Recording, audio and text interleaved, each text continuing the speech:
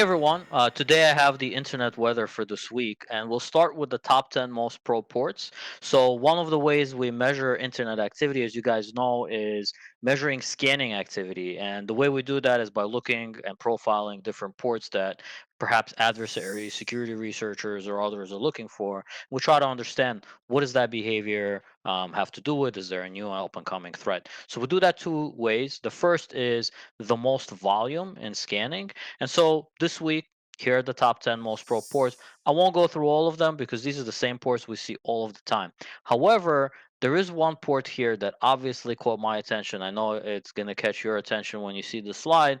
It's in position 9, port 8291 TCP. That one sounds a little bit odd, but you could see it actually last week was in position 1386 in terms of scanning volume, and it has jumped up so many places to be with us this week. So I put a few slides together to explain the activity there. It's actually re-emergent activity. I think we saw this back last year as well. So it's just going to be a little bit of an update on what's going on at this port. Another way that we look at activity is by analyzing, are there a bunch of devices scanning all at the same time? And the reason we do that is because we want to understand, is there like any worming behavior or any bot-like or botnet behavior? And this week, again, on this chart, you could see there are two ports that are pretty unique, that have jumped up many places to be with us on this top 10 chart. They are 8291 TCP and 872 TCP.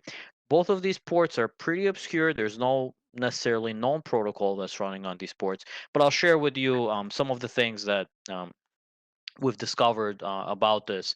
And again, we've actually covered this on ThreatTraq before, so I'll make some references there as well.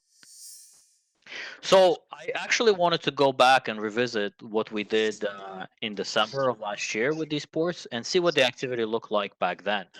As you guys could see, both of these ports had interesting spikes. So one of the spikes you could see is with regards to how many flows are occurring, but the other spike that you could see is with how many IP addresses that are scanning all at the same time. And you could see basically the charts have a very good correlation between those. Now, prior to July of last year, the two ports weren't really associated much with each other because you could see one of the ports, basically the one in red, it had a lot of activity or a lot of the bot-like activity prior to when there was this coordinated activity with both of them at the same time.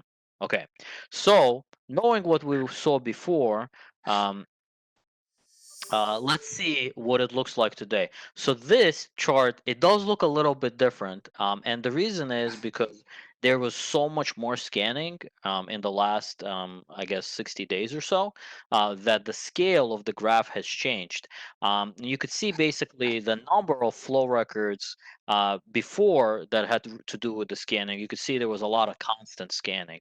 It was scanning that was going on all the time. Then at some point it's gone away, and then there's all this kind of sudden activity all spiking up at once, and you could see that emulated in both the number of devices on the bottom chart and the number of flows that are doing it, and just for reference, you could see there's basically 40 to 50,000 at its peak devices per hour doing scanning all at the same time on both of these ports. So I guess what that means really is it is coordinated activity. Most likely, it is a botnet of some sort. So the only thing left to figure out is, um, besides what it looks like in the last 60 days, is what is this and where is it coming from?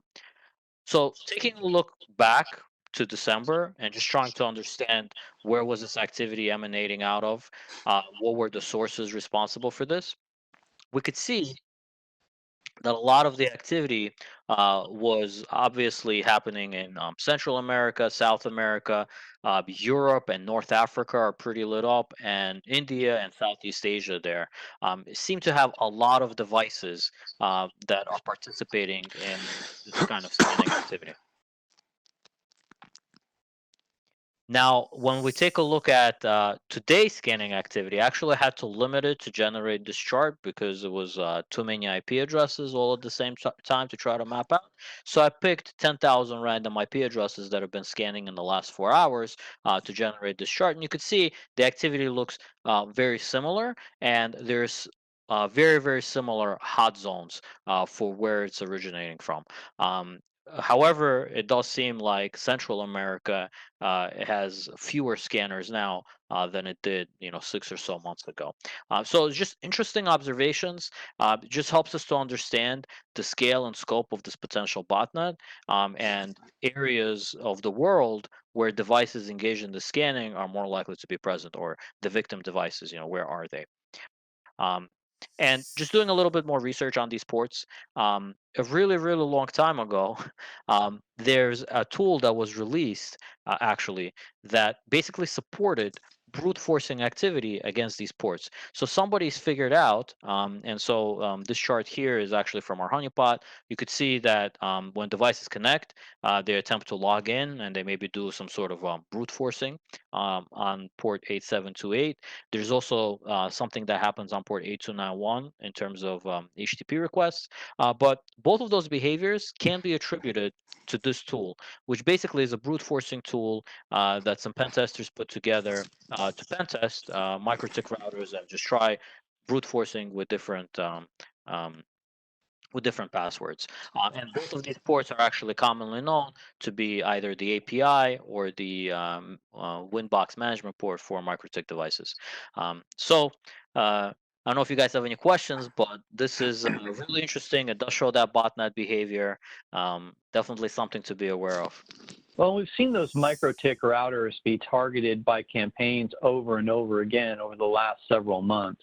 So in that regard, this isn't necessarily surprising. And, since these probably aren't getting, forcibly updated, you might just be seeing, continuing, going after the same already impacted devices over and over again.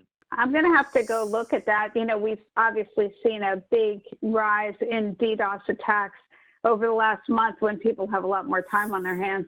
And just curious whether we're seeing this port pop up in, I don't remember off the top of my head, Stan, but I think I'm going to go take a look. There's only 65,000 ports or so.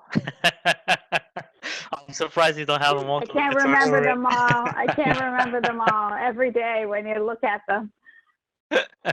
You need a really big set of flashcards. Yeah, exactly.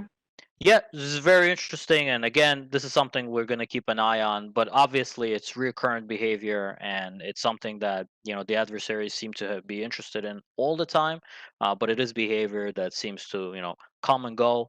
And we'll continue keeping an eye on it. And of course, like Karen said, we'll also check what kind of DDoS behaviors might be associated with the botnet that might be behind this.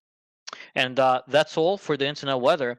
If any of our viewers, if you guys have any comments or feedback, or if you know anything more about like this MikroTik exploits or what might be behind this behavior that we've described here, go ahead, contact us, let us know your opinion, and definitely feel free to comment in the comment section below.